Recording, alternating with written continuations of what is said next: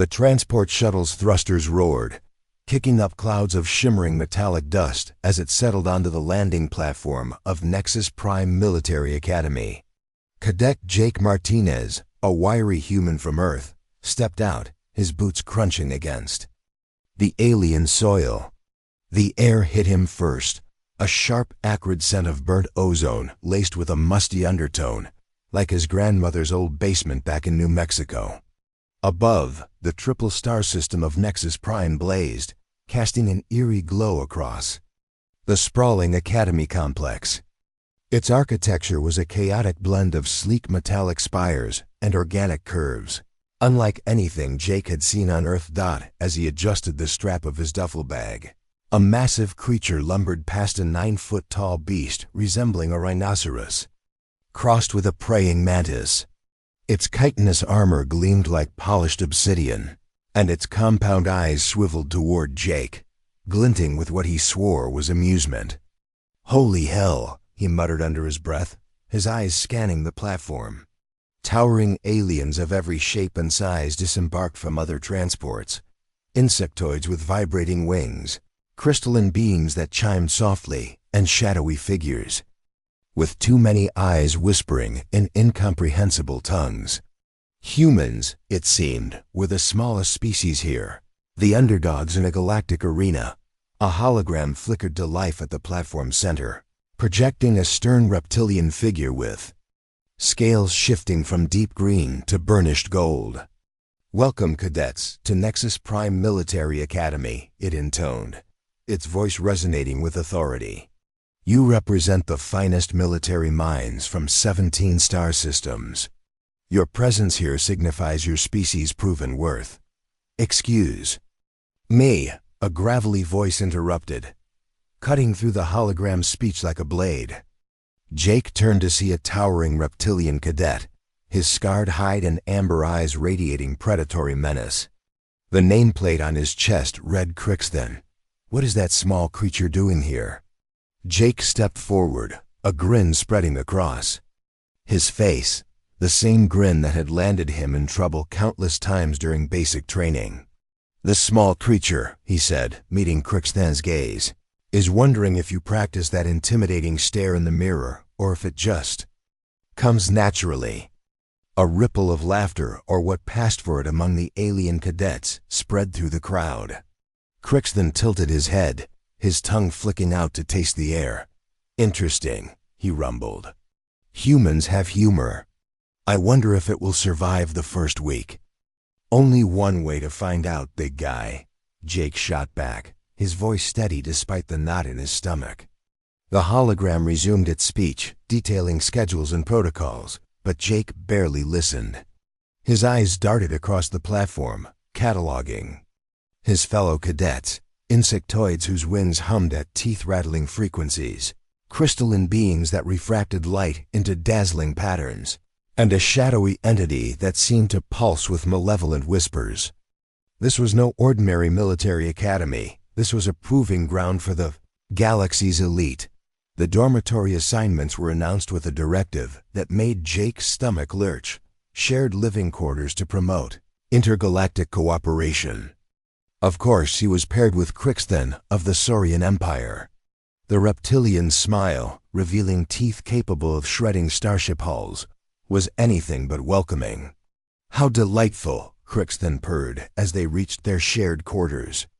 "I've always wondered what humans taste like when terrified." "Probably like disappointment energy drinks," Jake quipped, tossing his duffel onto his bunk. "But you're welcome to find out." Their dorm was a marvel of engineering, designed to accommodate wildly different physiologies.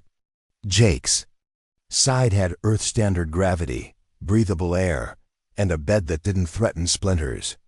Crixton's side, however, was a stark contrast: higher gravity, sweltering heat, and a rock garden where a bed should have been.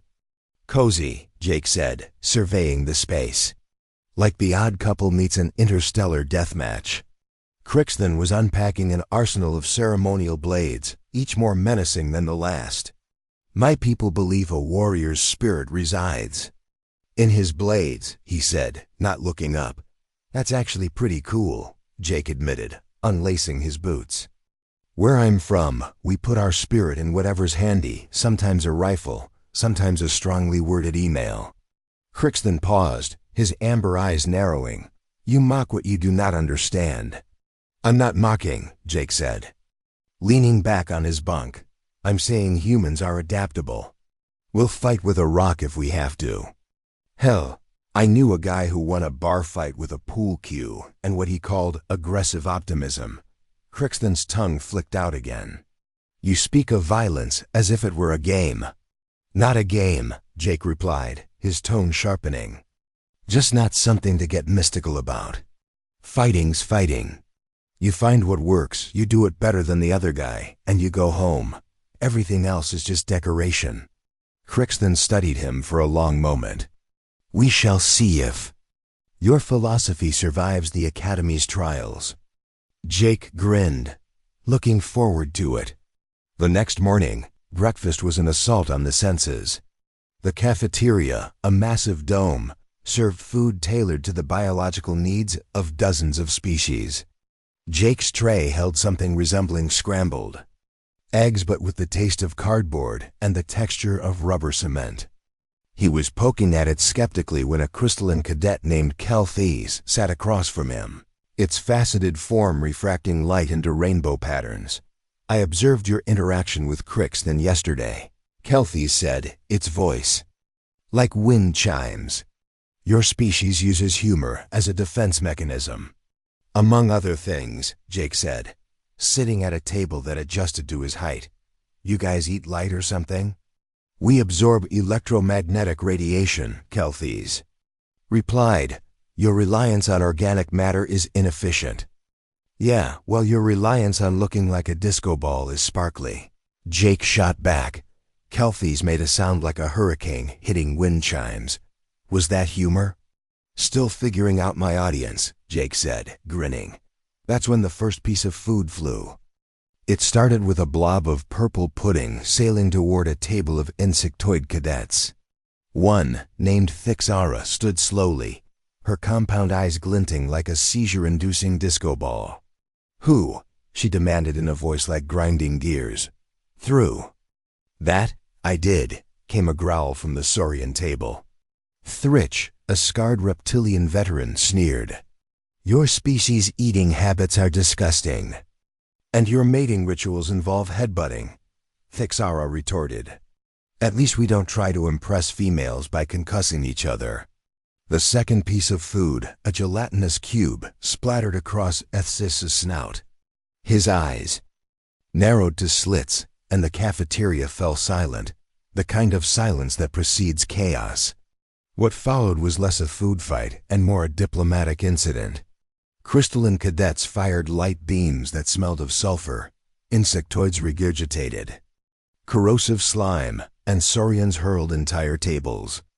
Jake, however, sat calmly, eating his rubbery eggs. Are you not participating? Calthes asked, dodging a flying chair. This isn't my fight, Jake said, ducking as a tray sailed overhead. Besides, I'm still learning the rules. Rules? Calthes echoed. Every culture has them, Jake explained. Formal ones they tell you in orientation, and informal ones that actually matter. This, he gestured to the chaos, is about establishing hierarchy. Everyone's figuring out where they stand. And where do humans stand? Calthes asked. Jake grinned, grabbing his tray. Let's find out. He walked to the center of the cafeteria, where Crixton and Thixara were locked in a heated debate about warrior traditions, both covered in food. Excuse me, Jake said politely. The room fell silent as all eyes turned to him. You're arguing about who has better warriors. I say we settle it properly. Crixton's eyes narrowed. You propose a challenge? I propose we stop throwing food and start throwing hands, Jake said. The winner gets to be right. Thixara's mandibles clicked. The human wishes to fight us? The human wishes to fight everyone, Jake corrected. Where I'm from, respect isn't about size or teeth. It's about proving you can take a hit and give one back. The silence stretched. Then Crixton laughed. a sound like tumbling rocks. The small human wishes to fight the entire cafeteria? I'm saying all this posturing is noise until someone backs it up, Jake replied, meeting the gazes of aliens with claws, fangs, and natural weapons honed by evolution. I believe I can try. Sometimes that's all that matters. The ensuing brawl became Academy legend. Jake didn't win, not exactly, but he didn't lose either. For every hit he took, he landed one. For every time he was knocked down, he got up. Somewhere in the chaos, the cadets stopped trying to dominate and started wondering why this small human was so hard to keep down. When instructors arrived, they found Jake atop an overturned table, sharing a drink with Crixton and Fixara, his uniform torn and a black eye forming. Cadet Jake, Instructor Vel-Ish said, his reptilian features unreadable. Care to explain? Jake grinned, wincing at his split lip. Cultural exchange got hands-on, sir. We're all better acquainted now. Vel-Ish's tongue flicked out. And what did you learn about human military capabilities? That we're just getting started, Jake said. Crixton nodded, a gesture heavy with respect. Tomorrow we begin real training. Jake felt a thrill. The real test, the Academy's legendary simulations, was coming. The simulation chamber was a nightmare of shifting holographic terrain, an urban battlefield with buildings floating and rotating at impossible angles, gravity fluctuating, and a distant wail like a dying star. Instructor Kethanox, a multi-armed alien, introduced the Meridian Gauntlet. Survival rate, 3%. Completion rate, 7%. Average psychological recovery time, 6 cycles. Jake raised a hand. Quick question. Is that therapy or crying in a corner? Both, Kethanox replied. The scenario tests tactical adaptability under impossible conditions. 17 combat encounters. Escalating difficulty. Shifting hazards every 47 seconds. The AI learns your weaknesses and exploits them. Fixara's mandibles clicked nervously. It learns? That's the point, Jake said, cracking his knuckles. Let's see what it's got. The simulation dropped him into a city. Block where buildings hovered and spun, the sky purple, and gravity shifted unpredictably. Enemy contacts moved through walls, defying physics. Jake's plasma rifle felt familiar, but his first shots curved around the target's mechanical spiders crossed with disco balls, moving like a deadly ballet. Okay, Jake muttered, diving behind a barrier that turned into an energy field. Rule 1. Don't trust anything normal. In the observation room, instructors watched with growing confusion. His approach is unorthodox, Kethanox noted. He's not following combat doctrine. He's treating the environment like it's deceiving him, Vel-Ish added. Because it is, Commandant Zarketh, a crystalline being, said. How does he know? Jake had noticed the building's rotations followed a pattern. Instead of fighting through the maze, he surfed the terrain, timing his movements to bypass encounters.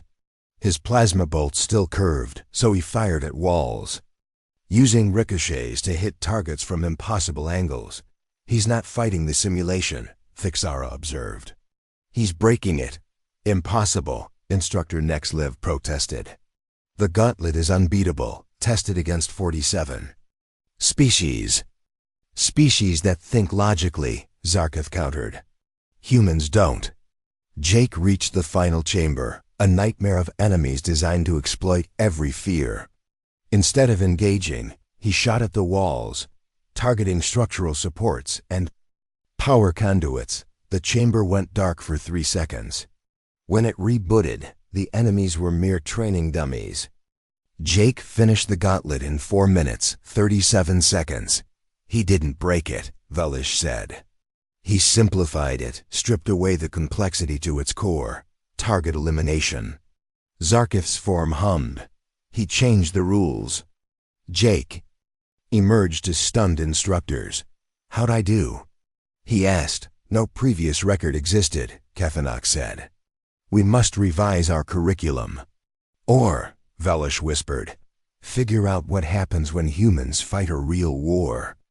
3 weeks later, Jake was summoned to Training Complex 7, the Crucible, a sprawling arena with urban, jungle, and starship terrains. Instructor Velish explained, "You'll face the graduating class. 47 elite cadets trained to counter human tactics. Survive 30 minutes, Commandant Zarketh added, or Earth's Alliance membership is reconsidered." Jake checked his gear. Plasma rifle, tactical armor, ample ammo. What's the catch? You're not facing simulations, a skeletal alien named Vorthal said. You're facing them, all at once. The first wave hit from 3 directions. Thixaris insectoids with precision, saurians like Crixthan with brute force, and crystalline cadets raining energy blasts. Jake dove behind cover, only for it to vaporize. "This'll be impressive or embarrassing," he muttered. "Probably both." In the observation deck, instructors were baffled. "He's moving toward the enemy," Nexlev noted. "He's not surviving," Velish said. "He's winning." Jake reached the complex's central junction and shot the environmental controls. The urban terrain tilted, the jungle rotated, and the starship interior pulsed. The chaos disrupted the cadets' coordination, forcing them into each other's lines of fire. Jake picked them off one by one, using the shifting environment as a weapon. "He's making them fight each other," Crixthan said, with admiration in his voice. With 12 minutes left, the last cadet surrendered. Jake emerged, battered but grinning. "How'd I do?" "You won in 18 minutes, 43 seconds, Zarketh said. "We must reassess human capabilities." "Or," Velish whispered, "what happens if humans aren't allies?" The Academy's assembly hall was packed, its crystalline dome displaying the galaxy's stars. Admiral Nexther, an ethereal figure, addressed Jake. "Your final test isn't combat, it's judgment. You'll face a scenario with no tactical solution, where your choice defines humanity's fate." The scenario chamber placed Jake on a starship bridge, commanding Earth's fleet in the Kepler 442 system. An unknown armada approached a colony of 2 million. The AI reported minimal defenses, insufficient evacuation capacity. Options: abandon the colony or sacrifice the fleet to delay the enemy. Jake studied the display. "There's a third option. We win." He opened a channel to the enemy commander, War Prime Extol of the Hegemony. "Withdraw or explain." "What you want?" Jake demanded. "You dare?" Extol hissed. "Humans don't kneel," Jake said. "You're threatening 2 million civilians. Explain or find out why we're bad victims." In the observation chamber, Nexther was stunned. "He's antagonizing a superior force." "He's making them explain," Zarketh said. Jake revealed an allied fleet, 17 ships. A fraction of the enemy's strength had arrived. "When humans call, allies show up," he said. "Is the colony worth fighting the entire alliance?" Extol demanded minerals. Jake proposed negotiations. "Withdraw, send diplomats, or face a war you can't afford." The Hegemony withdrew. The scenario ended with Jake back in the hall, facing awed representatives. "You turned a war into diplomacy," Nexther sighed. "You passed." 3 days later, Jake watched the Alliance flag replaced with his unit patch. Crixthan crouched beside him. "What does this mean for us?" Jake grinned. "You've got allies who'll fight, 'cause headaches, and always show up." The galaxy, Jake knew, was about to get very interesting.